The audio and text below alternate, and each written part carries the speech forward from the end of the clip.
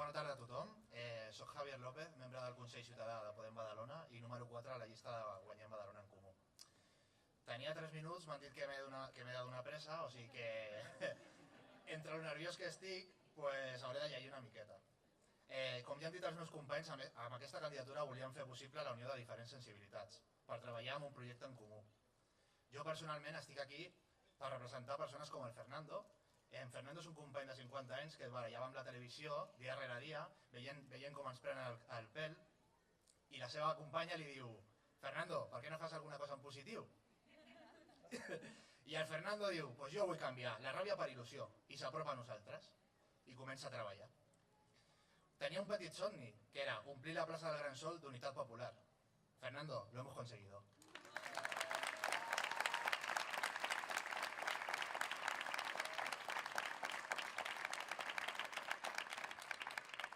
També estic aquí per representar gent com la Carmeta, una senyora que ha demanat una estona a la feina per poder estar aquí amb nosaltres. I com podeu veure, ve amb el quimono de la feina.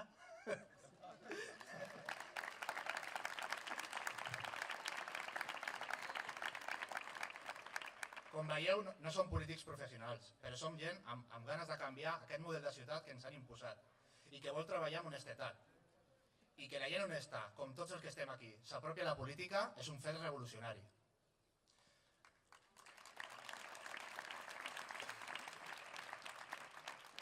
Ara mateix no tenim una Badalona lliure.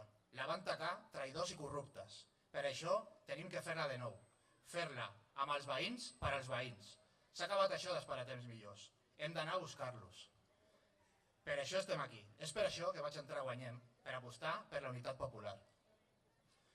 Ara us deixo amb el company Marc Bertomeu, politòleg, especialitat en comunicació política i social i des de fa molt poc secretari general de Podem Barcelona. I per tant, company d'organització. Bona tarda, Marc. Moltes gràcies per estar aquí i acompanyar-nos. Gràcies a tots.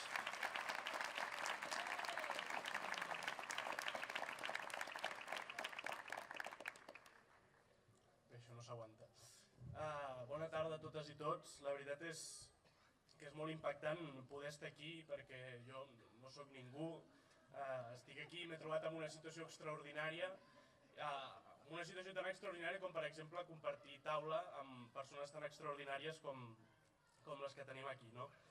Jo seré molt breu perquè, com han dit, el temps corre i diguem que hem de deixar parlar. La democràcia va portar l'establiment de moltes lluites que van garantir l'estat del benestar, que ens permetia somiar amb un futur millor per a nosaltres i pels nostres fills, per les noves generacions. Teníem un pacte on, a canvi de treballar, de pagar impostos i de complir les normes, tindríem un futur digne. La crisi ha estat l'oportunitat perfecta per a aquells que havien vist l'estat de benestar com una despesa i no com un dret. La crisi els ha permès dir prou i trencar aquest pacte, començar un procés de subversió democràtica i clandestina contra l'estat social. Un procés finançat gràcies a la mobilització massiva de recursos econòmics, recursos de les èlits econòmiques i financeres. Ho podem veure amb accions concretes, com per exemple les empreses que estan darrere del Consorci Sanitari de Lleida, o bé amb estratègies comunicatives, com per exemple la seva capacitat d'articular un relat on allò públic sempre es declara culpable i l'austeritat és l'únic camí possible. Des d'una suposada neutralitat tècnica, i a través de mecanismes com el Fons Monetari Internacional, el Banc Central Europeu i la OCDE, estan evitant el debat polític i la decisió democràtica i pretenen revertir 5 dècades de modest creixement de la igualtat i redistribució de la riquesa. Hem de tindre clar que quan ells parlen d'economia, en realitat estan parlant d'ideologia. Gràcies a la crisi estan aconseguint allò que hauria de ser una decisió col·lectiva, una decisió sobre quin model de societat volem viure. Aquesta decisió s'ha convertit en una elecció econòmica, complexa i fora del nostre abast. Els grans poders financers han decidit que això és massa important com per deixar-ho a les majories, deixar-ho decidir entre tots nosaltres. I aquests grans poders econòmics han decidit que s'hi juguen massa per deixar-nos decidir. I no hi ha millor, però terrible exemple que el Tractat Internacional de Comerç entre els Estats Units i Europa, el TTIP. S'està discutint a pany tancat la major pèrdua de sobirania de les últimes dècades. En sabem molt poc i si d'ells en depengués encara no en sabríem res. Per exemple, de les poques coses que en sabem, Un d'aquests molts elements que potser contempla aquest tractat són uns suposats tribunals d'arbitratge, uns tribunals privats que permetrien a les grans multinacionals portar els jutjats a estats. Per què? Per quin objectiu? Per resoldre aquells conflictes dels quals un estat hagués pogut legislar en contra dels interessos d'aquestes grans companyies, demandant-los per aquells possibles beneficis que haguessin pogut obtindre.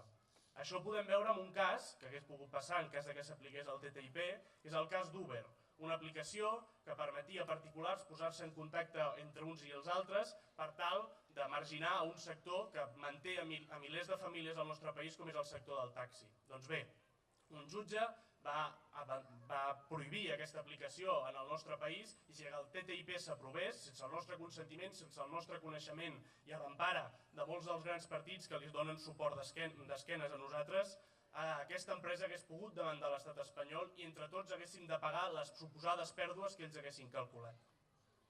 Per això i per moltes altres coses, ara ens toca a nosaltres dir prou. Hem d'entrar a les institucions, entrar-hi amb força, guanyar-les i recuperar el poder polític per posar-lo al servei de les majories. I això no es fa guanyant unes eleccions, es fa abans i després, construint nous mecanismes de participació que permetin recuperar la política com a eina per retornar els drets socials i per evitar el desmantellament de l'estat del benestar. Per això és important que les candidatures construïdes amb aquest objectiu estiguin presents a les pròximes municipals. Els ajuntaments són la primera institució on el ciutadà va a resoldre els seus problemes i és imprescindible que demostrem que aquesta nova forma de fer política funciona, que allò que hem construït no és només una plataforma electoral, sinó que és una plataforma de govern ciutadà. Se'ns coneix com fem programa o com fem primàries i ara se'ns coneixerà per com governem.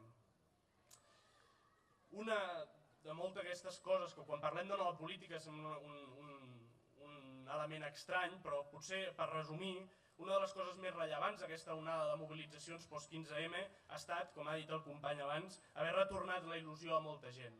Gent que estava desil·lusionada, gent enrabiada dels partits tradicionals o de l'abstenció. Gent que ha recuperat la confiança, però no la confiança en un sistema polític, sinó la confiança en nosaltres mateixos. Confiança en poder fer les coses per nosaltres mateixos, organitzar-nos i fer política.